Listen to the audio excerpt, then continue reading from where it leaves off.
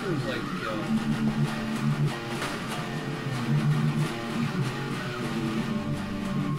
oh god.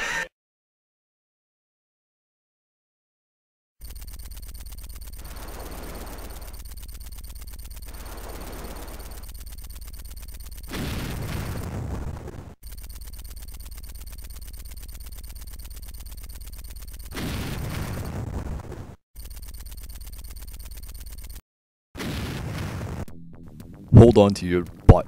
Something has arrived.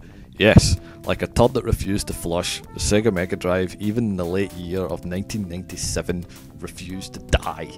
And Jurassic Park, The Lost World, was unleashed onto this earth at a time when the PlayStation and N64 were completely dominating the market. What?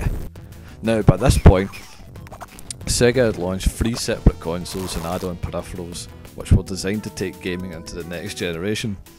However, after the failure of the Sega Mega Drive's life support add-ons, the Mega CD and the 32X respectively dead that is, Sega decided to pull a 180 and decided to try and cram as much as humanly possible onto a Mega Drive cart. The general idea, I feel, was that people were not ready to shell out so much money on what looked like only a small upgrade to what they already had in their possession. So Sega decided to return to the console and splash the cash to get people interested in Sega as a brand again, so that they might gain some followers for their other flunk console, the Sega Saturn. The result was less kind. DreamWorks, Sega, our lives were in your hands and you had butterfingers. That's the only quote I can remember from Jurassic Park, and I think that's from the first film. Apart from, oh shit, it's a velociraptor, and, or, is that guy who was taking a big shit? At least that sets the tone for this review though. I was never a big fan of the Mega Drive's late era personally. I felt as if it was way too overambitious, and my god did it show. I mean, look at the textures of this menu screen. It looks horrible. It's so grainy. I can't even make out some of it.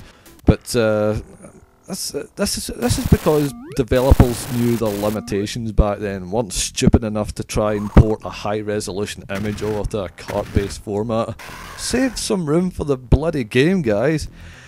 Still, I have to admit, the intro was done quite well. They decided to play it safe and use a 2D intro, unlike the other games that came out at the time, which decided to take the utter piss.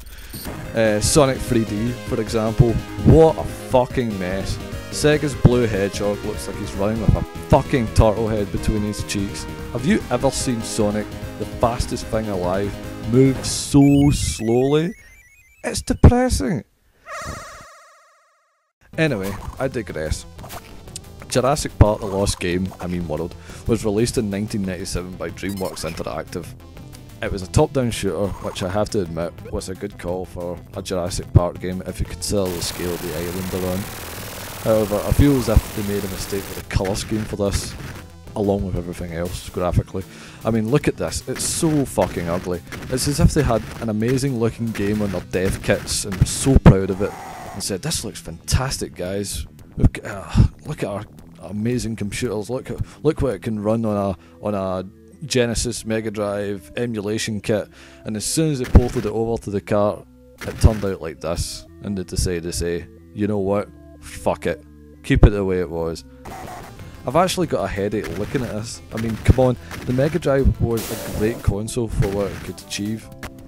By taking it to its limits like this, you've exposed its lack of power. Gameplay isn't all that good either. Like any other top-down shooter, you can move and shoot in all directions, but because the graphics and scaling is complete shit, the accuracy of your shots and movements is almost impossible to navigate. That's all it comes down to, and I can prove it. Take Predator 2 for example, one of my favourite rentals as a kid. Some top-down action with a slightly different fixed camera angle than this one, but look, I can make out where I'm going just fine. The enemies are blocky and cartoony enough to shoot, yet it still remains a fun challenge to beat. It pays tribute to its source material by keeping enough of what Predator means in there, even though it does have a lot of sort of cartoony looking graphics. But overall, I have to say that DreamWorks did have a hard time with this game. However, it was their decision to release it the way it was, and for it to be released in this state for £35 whole was a complete joke.